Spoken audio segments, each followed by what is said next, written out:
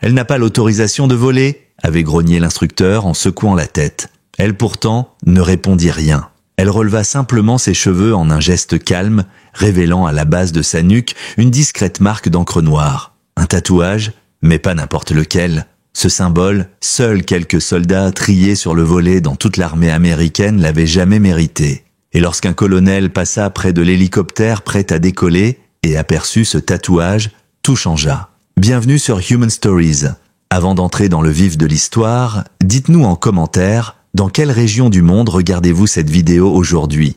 Et avez-vous déjà été sous-estimé jusqu'au jour où vous avez prouvé à tout le monde qu'ils avaient tort? Le soleil écrasait la base aérienne de Fort Sterling, quelque part dans l'ouest du Nouveau-Mexique. Sur le tarmac, la chaleur faisait danser l'air au-dessus du béton, et des volutes de poussière tourbillonnaient entre les rangées d'hélicoptères alignés. L'odeur de carburant, d'huile chaude et de sable sec formait une épaisse nappe suspendue dans l'atmosphère. Tout au bout de la piste, près d'un alignement d'Apache 9 aux carlingues rutilantes, une silhouette se tenait droite, seule, gants aux mains, casquette fanée rabattue sur le front.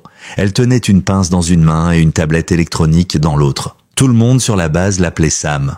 Pour la plupart, elle n'était qu'une technicienne de surface, une civile, probablement envoyée là par un sous-traitant. Certains pensaient même qu'elle n'était là que temporairement, en attendant mieux. D'autres ne la remarquaient même plus.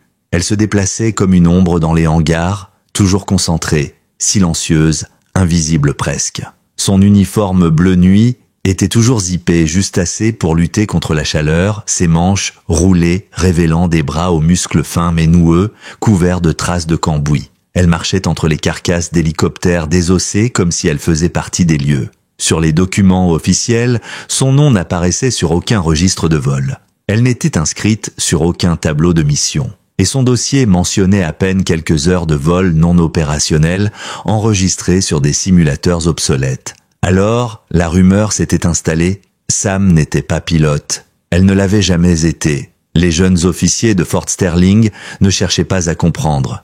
Ils supposaient simplement qu'elle avait été affectée à la maintenance à cause d'un bug administratif ou d'un piston mal placé. Parfois, certains la croisaient en pleine nuit, seule dans un hangar désert, travaillant avec précision sur un rotor principal ou vérifiant une ligne hydraulique à la lampe frontale. Ils la saluaient d'un signe de tête distrait, lâchaient une remarque condescendante sur le gâchis de talent, puis repartaient sans rien remarquer. Car s'ils l'avaient vraiment observée, ne serait-ce que quelques secondes de plus, ils auraient peut-être perçu quelque chose d'étrange. Elle ne se comportait pas comme une mécanicienne. Elle se comportait comme quelqu'un qui connaissait ses machines de l'intérieur jusqu'à la moindre vibration. À l'intérieur du bâtiment des opérations, l'air conditionné faisait presque oublier la fournaise extérieure. Les écrans affichaient les plans de vol, les prévisions météo et les zones de manœuvre en temps réel. Près des distributeurs, un groupe de jeunes diplômés de l'école de vol plaisantait à voix basse. L'un d'eux fit un signe de tête vers la porte vitrée. Sam venait d'entrer. La voilà la fille qui rôde toujours autour du simulateur de vol. Elle croit qu'elle va devenir pilote, glissa-t-il, ricanant. Un autre ajouta « Elle est de la maintenance, elle doit juste venir nettoyer les joysticks ». Sam ne réagit pas. Elle passa devant eux, droite, concentrée, comme si elle ne les avait même pas entendus, et disparut dans le couloir menant aux salles de simulation. Dans la chambre du simulateur, le major Weston terminait une session avec un jeune lieutenant, Chambers, un pilote prometteur venu du Tennessee, qui enchaînait les entraînements sans jamais échouer. Ils riaient tous deux en regardant la rediffusion d'un exercice d'attaque au sol. Sur l'écran, la page de Chambers exécutait une manœuvre serrée dans un canyon virtuel avant de lâcher une salve de roquettes sur un convoi ennemi simulé. Sam, elle, se tenait immobile dans un coin de la pièce, silencieuse. Le major finit par lever les yeux. « Je peux vous aider ?» demanda-t-il sur un ton sec. Elle hocha la tête. « Je demande un créneau de simulation. » Weston fronça les sourcils. « Vous n'êtes pas au planning. Vous n'êtes même pas répertorié comme stagiaire. » Sam répondit simplement « Je suis qualifié. » Il soupira. « Ce n'est pas ce que dit votre dossier. » Elle resta calme, droite, le regard clair. Weston échangea un regard moqueur avec Chambers. « Vous avez dit votre nom ?» demanda-t-il. « Sam. Pas de nom de famille. » Le major haussa les épaules. « Vous n'êtes même pas militaire, pas vrai ?» Elle répondit, sans bouger. « Je l'ai été. » Chambers éclata de rire. « Allez, major, Laissez-lui une chance, voyons ce que la concierge sait faire. Weston hésita, puis, peut-être amusé par la perspective de remettre une prétendante à sa place, tapa quelques commandes sur la console. Très bien, 2 minutes, scénario d'engagement solo, terrain de canyon, 5 cibles hostiles, aucun briefing préalable, on y va. Sam entra dans le pod de simulation sans hésiter. La porte se referma dans un souffle d'air. À peine quelques secondes plus tard, les écrans s'illuminèrent, et la page virtuelle s'éleva dans les airs. L'Apache ne faisait pas que voler, il dansait. Chaque commande, le tangage, le lacet, la poussée, était exécutée avec une fluidité presque instinctive. Ce n'était pas un vol d'entraînement, c'était de la maîtrise pure. Sur le radar, 5 points rouges s'affichèrent, représentant des véhicules ennemis en mouvement. Sam ajusta l'altitude, modifie son vecteur et plongea dans une vallée étroite où les signaux radars seraient brouillés pendant quelques secondes. Le major Weston fronça les sourcils. « Elle utilise le masquage terrain », murmura-t-il. Chambers cligna des yeux. « Mais c'est une manœuvre de niveau alpha. Où est-ce qu'elle a appris ça ?» La première salve de missiles fut tirée. Cible détruite. Une seconde, une troisième. Chaque tir atteignait sa cible avec une précision chirurgicale. Moins de 90 secondes plus tard, les 5 ennemis simulés étaient éliminés. L'écran devint au noir. Le silence tomba dans la pièce, puis le sas s'ouvrit. Sam sortit lentement du simulateur, le visage toujours impassible, comme si elle venait simplement de réviser une checklist. Weston se redressa lentement. « Où vous êtes-vous entraîné ?» demanda-t-il. Elle répondit sans détour « Je ne me suis pas entraîné ». Et elle s'éloigna tranquille, laissant les 2 hommes figés. Ce ne fut que lorsqu'elle eut quitté la pièce que Chambers vit, juste sous la nuque, à la lisière de ses cheveux relevés, une marque noire discrète. Un tatouage, sobre, stylisé, un insigne que seuls ceux ayant appartenu à une unité conjointe ultra secrète pouvaient reconnaître. Les yeux de Chambers s'agrandirent. « Major, c'est pas une civile. » Weston ne répondit rien. Mais plus tard ce soir-là, il passa un appel. À un numéro qui ne figurait dans aucun annuaire. Car si ce symbole était réel, alors cette femme n'était pas juste une ancienne pilote. Elle faisait partie de quelque chose de bien plus dangereux. Et elle l'avait caché pour une raison. Pendant ce temps, le ronronnement des machines résonnait dans les hangars de Fort Sterling. Les outils teintaient contre les carlingues métalliques, tandis que les équipes de maintenance s'affairaient autour des hélicoptères stationnés. Parmi eux, Sam. Pas de grade, pas de nom sur sa combinaison, pas d'histoire officielle. Une simple mécanicienne. Les autres supposaient qu'elle était là parce qu'elle connaissait les moteurs. Certains disaient qu'elle avait été renvoyée d'une unité active pour raison médicale. D'autres, qu'elle avait juste eu de la chance d'avoir un boulot. Et Sam ne disait rien pour les détromper. Ce matin-là, le protocole fut interrompu brutalement. Un appel de détresse. Une équipe de reconnaissance ne répondait plus depuis plusieurs heures dans une zone d'entraînement isolée, près des contreforts montagneux. Les hypothèses allaient bon train. Perte de communication, sabotage, attaque, le ton monta rapidement dans les bureaux. 2 Apaches seulement étaient opérationnels ce jour-là. Tous les autres étaient en phase de maintenance lourde. Le chaos s'installa. Le colonel Bridger, homme massif à la voix de Stentor, débarqua en trombe dans le hangar. « Lequel de ces appareils est prêt au décollage ?» hurla-t-il. Sam, sans attendre, s'avança. « L'unité Sierra 7 est armée. Système prêt. Il lui faut juste un pilote capable de gérer les masses sous chaleur désertique. » Le colonel ne lui accorda même pas un regard. « J'ai demandé un hélicoptère, pas ton avis ? Où est ton superviseur ? Hors base pendant 48 heures, je suis la responsable d'équipe aujourd'hui. » Il gronda. « T'as pas l'autorisation de voler ? Prépare l'appareil, je trouverai quelqu'un pour le piloter. » Elle ne répondit rien. Elle se retourna vers l'Apache et lança les vérifications. Hydraulique, vert. Système d'armement, synchronisé. Diagnostic, tous clairs. À travers les murs du hangar, elle entendait la dispute monter dans le bureau du colonel. 2 officiers se renvoyaient la responsabilité. L'un avait raté l'examen thermique, l'autre n'avait pas volé un vrai appareil depuis des mois. Alors elle soupira, grimpa dans le cockpit, boucla la sangle du siège pilote et entama les derniers tests manuels. Sa main trembla légèrement lorsqu'elle atteignit le panneau latéral. Et c'est là qu'un détail apparut. Une marque, un tatouage discret, gravé comme une ombre à l'encre noire sur le côté de son cou. Une lame fine, encadrée de 2 pales, stylisées. Symbole connu de très peu. Un insigne de pilote noir, ceux opérant en zone classée, là où aucune radio ne capte, où aucun secours ne viendra. Et justement, à cet instant, Un sergent-chef nommé Vickers, un logisticien au passé plus rempli qu'il ne le laissait entendre, passait devant. Il aperçut le tatouage, s'immobilisa. « Madame, d'où vient cette encre ?» demanda-t-il, la voix basse. Elle réajusta calmement son col. « Juste un vieux souvenir. Pourquoi ?» Il ne répondit pas. Il fit demi-tour d'un pas vif et entra sans frapper dans le bureau du colonel. Bridger ressortit quelques secondes plus tard. Son regard avait changé. Il scrutait Sam comme s'il la voyait pour la première fois. Ses yeux glissèrent sur la page prête au décollage, sur les systèmes déjà en veille, sur l'identifiant électronique inscrit au bas du tableau de bord. Il fronça les sourcils. Un nom de code, Shadow 9, un appel radio utilisé uniquement dans des opérations enterrées sous des couches de secret. « Qu'est-ce que c'est que ce bordel ?» souffla-t-il. Sam le fixa. « Vous avez besoin d'un pilote. L'appareil est prêt. » Il ouvrit la bouche, prêt à répliquer. Mais Vickers se pencha et lui murmura quelque chose. Bridger pâlit. « C'est vrai ?» demanda-t-il. « Vous avez volé sous le commandement de Monroe dans les Balkans ?» Elle ne répondit pas. Elle n'avait pas besoin. Son regard était suffisant. « À toutes les unités !» cria le colonel se tournant vers l'extérieur. « Elle prend les commandes. Appui tactique en formation. Suivez son lead. » L'Apache se mit à rugir. Les turbines sifflèrent. L'air autour du fuselage devint brûlant. Sam poussa le collectif. Les patins quittèrent le sol avec une douceur presque irréelle. Les pales fendillaient le ciel dans un grondement sourd. Deux autres hélicoptères de soutien se mirent en mouvement derrière elles, les pilotes ajustant à la hâte leurs casques.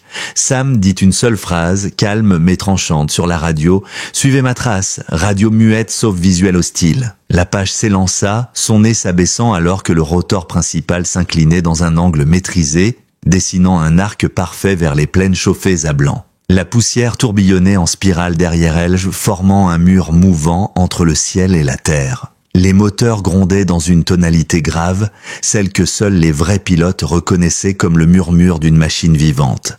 10 secondes plus tard, Sam franchissait le premier point de navigation sans la moindre correction. Chaque jauge était au vert. Chaque capteur répondait. C'était comme si l'appareil avait attendu toute sa vie que ce moment arrive. À 150 pieds d'altitude, elle rasa le sol, filant entre les roches rouges et les buissons secs, sa trajectoire tracée au millimètre. Derrière elle, les deux hélicoptères de soutien luttaient pour garder le rythme. Dans leur radio, on entendait des fragments de respiration, des vérifications nerveuses et parfois des prières à peine chuchotées. Sam, elle, n'avait besoin de rien dire. Son vol parlait pour elle. Elle franchit une crête et aperçut enfin la vallée. Mince colonne de fumée, une jeep militaire dissimulée à moitié sous un surplomb rocheux.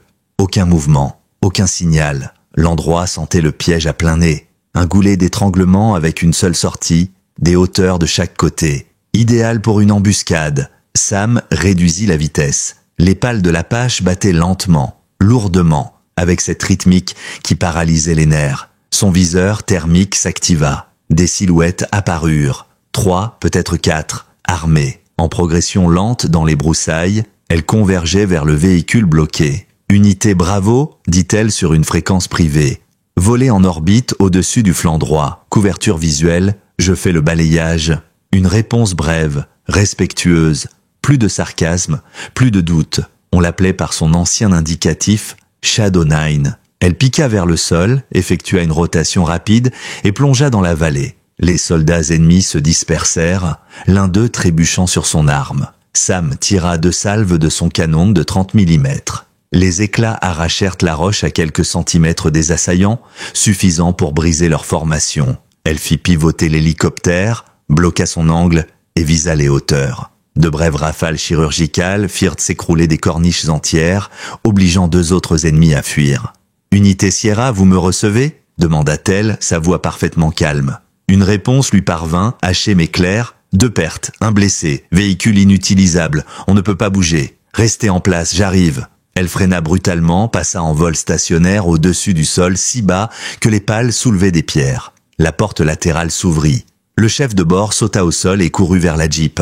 Sam ne regardait pas. Ses yeux restaient rivés au viseur thermique. 2 ennemis restaient en train de tenter de remettre en route un vieux pick-up équipé d'une mitrailleuse. Elle les verrouilla. 3 rafales, le moteur explosa. Le tireur s'effondra dans une gerbe de sable et de métal fondu. 30 secondes plus tard, la voix du chef de bord retentit. « On a le paquet. Fumigène lancé. Un nuage violet s'éleva dans la vallée. Sam tira le levier de montée. L'Apache s'arracha du sol, pivota entre les parois, reprit son cap d'évasion, les turbines hurlantes. Derrière elle, l'hélicoptère de soutien s'aligna, embarquant à son bord un sergent grièvement blessé, tenant dans ses bras une radio détruite. 5 minutes plus tard, les montagnes étaient derrière eux. Le silence radio n'était rompu que par les mises à jour brèves du médecin à l'arrière. Une seule colonne de fumée noire marquait l'endroit de l'embuscade. Un véhicule ennemi en train de brûler. Devant eux, Fort Sterling scintillait à l'horizon, tel un mirage. Sam ralentit, laissant le second hélicoptère atterrir en premier. Les équipes médicales accouraient déjà. Elle tourna lentement au-dessus du site d'atterrissage, puis amorça sa descente finale. L'Apache se posa en douceur, les turbines passant en mode ralenti, la chaleur se dissipant lentement dans l'air du soir. Une foule s'était formée, mécaniciens, officiers de vol, même quelques anciens fantassins. Le colonel Bridger fendit les rangs, casque sous le bras. Regard indéchiffrable, Sam descendit de l'appareil, un pas après l'autre, ses bottes claquant sur le béton encore chaud. Le colonel s'arrêta à 2 pas. Un silence épais tomba, puis son regard glissa vers sa nuque. Le tatouage était là, sale, couvert de poussière mais visible. Une lame fine entre 2 pales stylisées. « J'ai volé avec une Shadow 9 une fois », dit-il d'une voix basse. « Helmand, 2011, elle a sauvé toute ma section. » Sam le fixa. « C'est elle qui m'a tout appris. » Le colonel hocha la tête, lentement, un geste de respect. Autour d'eux, les murmures se répandaient. Les doutes se changeaient en certitude. La mécanicienne n'était pas une mécanicienne. Elle n'avait jamais cessé d'être pilote, et elle venait de ramener tout un équipage vivant d'une mission considérée comme perdue. Bridger se redressa et se tourna vers l'assemblée, sa voix claqua dans l'air. À partir de maintenant, capitaine Sam Calder est réintégré dans les effectifs de vol. Elle prend la tête des opérations Apache. Quiconque a un problème avec ça peut venir m'en parler directement. Un silence. Personne ne dit un mot. Sam inspira longuement. Une tension invisible se dénoua dans ses épaules. Elle posa un gant sur la carlingue encore vibrante de l'Apache. Ce n'était pas juste une machine, c'était une extension d'elle-même. Et elle venait de prouver qu'elle savait encore s'en servir. Derrière elle, d'autres rotors se mirent à rugir. La base reprenait son souffle. Mais autour de l'aire d'atterrissage, une bulle de silence subsistait. Le genre de silence qu'on n'obtient qu'après avoir vu une légende à l'œuvre. Sam se dirigea vers le hangar, casque sous le bras. Elle ne souriait pas. Elle n'en avait pas besoin. Le ciel était à nouveau ouvert pour elle. Et tous sur la base comprenaient désormais une vérité toute simple. Le talent ne disparaît jamais. Et les légendes ne restent jamais longtemps au sol. Cela avait commencé par une simple question, le genre de remarque qu'on lance sans réfléchir. « Madame Calder ?» dit le caporal Lemoine en trottinant derrière elle alors qu'elle rejoignait son hangar. « Comment avez-vous su, juste au bruit, que le couple rotor-transmission était déséquilibré ?» Elle s'arrêta lentement, tourna légèrement la tête vers lui. Son regard vert, perçant, le transperça comme si elle évaluait chaque centimètre de sa question. « Ce n'est pas juste une question d'oreille, répondit-elle, c'est une question de mémoire. » Lemoine rit doucement. « Vous êtes sûr de ne pas avoir été militaire un jour ?» Elle ne répondit pas par un rire, pas même un sourire, juste 2 petits coups secs de sa clé à molette contre sa cuisse. Puis elle reprit sa route. De retour dans le hangar, elle abaissa la porte roulante. Le calme revint, et pour la première fois depuis longtemps, ses mains tremblèrent, non pas de peur, mais de souvenir. Elle tendit la main vers sa caisse à outils, mais son regard fut attiré par un vieux casier, dans un coin reculé, verrouillé, renforcé. Il ne s'ouvrait que rarement. Elle ne l'avait pas touché depuis 8 ans. À l'extérieur, la tension ne retombait pas. Le colonel Bridger, le visage crispé, interrogeait ses hommes. « Qui m'a dit qu'elle avait contourné les diagnostics ?» rugit-il. Lemoine leva la main. « Elle n'a rien contourné, mon colonel. Elle les a corrigés. Elle a sauvé l'appareil, en fait. » Bridger n'aimait pas cette réponse. Il traversa la cour d'un pas rageur, poussa la porte du hangar. Sam l'attendait, droite, les bras croisés, immobile comme une sentinelle. Quelque chose avait changé dans sa posture. Moins de retenue, plus de présence. « Il paraît que vous avez désactivé les sécurités. Qui vous en a donné l'autorisation ? Moi-même. » Elle s'approcha, calme. « Votre checklist aurait fait griller la turbine. Demandez à votre chef technique. » Le colonel écarquilla les yeux. « Excusez-moi ?» Elle se pencha, attrapa un dossier, usé, coin froissé, mais encore orné d'un insigne pâli, celui d'une division d'opérations spéciales depuis longtemps dissoute. Elle le lui tendit, À l'intérieur, son certificat de décharge honorable, code pilote validé, et un second document, cette fois en tête d'une autre agence. Celui-là était en grande partie caviardé, mais le nom de code y figurait Shadow 9. Le colonel recula d'un pas incrédule. « Vous étiez K-93 » Elle hocha lentement la tête. « Mais ce n'est pas possible. K-93 a disparu en 2017. » Sam écarta légèrement son col, juste assez pour montrer un second tatouage. Un corbeau stylisé. Elle repliait, une ligne de code binaire en dessous. Bridger sortit du hangar, l'air sonné. Dehors, les murmures s'étaient propagés. Des techniciens, des pilotes, des mécaniciens s'étaient rassemblés. Le moine, le premier, brisa le silence. On a essayé de la retrouver dans les bases de données militaires. Elle n'existe nulle part. Le colonel souffla entre ses dents. Bien sûr qu'elle n'existe pas. Elle ne devait pas exister. Il se retourna vers Sam. Pourquoi revenir ? Pourquoi ici ? Elle inspira lentement. Parce que quelqu'un doit garder ses machines prêtes à voler. Et je pensais pouvoir le faire dans l'ombre. Il secoua la tête. Après ce que vous avez fait à Kandahar, en Corée du Sud, vous avez juste disparu ? Je n'ai pas disparu. On m'a effacé. Un long silence suivit. Puis le bruit strident d'une alarme. Un appel d'urgence. Un appareil de formation venait de signaler un feu partiel dans la queue. Mayday lancé. Aucun pilote disponible. Tous en simulateur ou au sol. Et un seul Apache encore opérationnel. Celui que Sam avait elle-même reconstruit pièce par pièce. Elle regarda le colonel. « Laissez-moi y aller. » Il hésita. « Vous n'êtes pas officiellement ?» Elle coupa. « Et cet hélico non plus. Mais je suis la seule à savoir comment il respire. » Il la fixa une seconde, puis lui tendit le casque. Les portes du hangar s'ouvrirent à nouveau, et pour la première fois en près de 10 ans, l'ombre du pilote K-93 s'avança vers l'hélicoptère qu'elle avait ramené à la vie.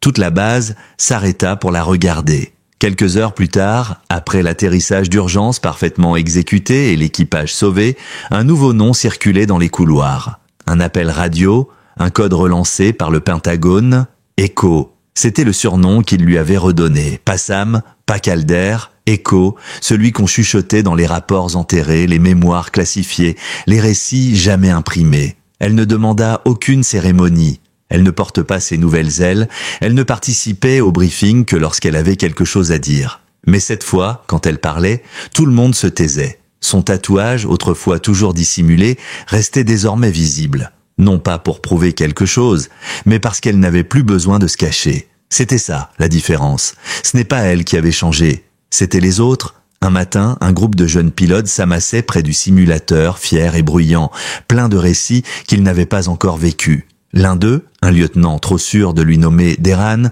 lança en la voyant passer avec son chiffon à la main. « Madame, vous êtes là pour nettoyer les filtres ?» Elle s'arrêta une seconde. Pas de colère, pas de sarcasme, juste ce calme imperturbable. « À tout de suite dans l'espace aérien, lieutenant. » 20 minutes plus tard, Deran entrait dans le simulateur. Il ne riait plus. Quand il vit le nom Echo 1 s'afficher à côté du sien, il ne dit plus un mot. Et durant toute la session, il ne franchit jamais la phase 2. Echo, elle, réussit l'impossible. Ratio de destruction inégalé, manœuvres interdites, extraction parfaite, avec un moteur simulé en panne. Dehors, en sortant pâle et secouée, il la vit repasser. Elle ne dit rien. Elle n'avait pas besoin. Mais le colonel Bridger, adossé à la rambarde, un café à la main, murmura doucement. « La prochaine fois que tu verras un mécano, regarde ses mains. Les cicatrices comme ça, elles viennent pas d'une clé anglaise, elles viennent du combat. » Le soir venu, Sam marcha seul jusqu'au tarmac. Le soleil disparaissait à l'horizon. L'Apache reposait là, immobile, baignée de lumière dorée. Elle ne monta pas à bord, elle resta debout, une silhouette solitaire dans un monde figé, jusqu'à ce qu'un homme émerge de l'ombre du hangar, un civil, silencieux, sans un signe. Elle se raidit aussitôt. Il sourit doucement. « Je ne pensais pas te retrouver ici. » Elle ne se retourna pas. « Tu as mis du temps. » Il fit un pas. « J'ai cru que tu étais morte à Garmisch. » Elle le regarda enfin. « J'ai cru que toi aussi. » Il répondit. « Tu m'as sauvé. Et maintenant je travaille pour ceux qui t'ont effacé. Mais je leur ai rappelé. Ils n'oublieront plus. » Elle détourna les yeux, fixant l'horizon. « Tu voles encore ?» demanda-t-il. Elle répondit après un moment, seulement quand c'est nécessaire. Puis après une pause, autant dire tout le temps. Il ne dit rien de plus. Il laissa quelques mots dans l'air, puis s'éloigna. Et Sam resta là, seul avec ses souvenirs, son hélicoptère et ce sentiment que parfois, Être oublié est la seule manière de rester libre, jusqu'à ce que le monde ait de nouveau besoin de vous.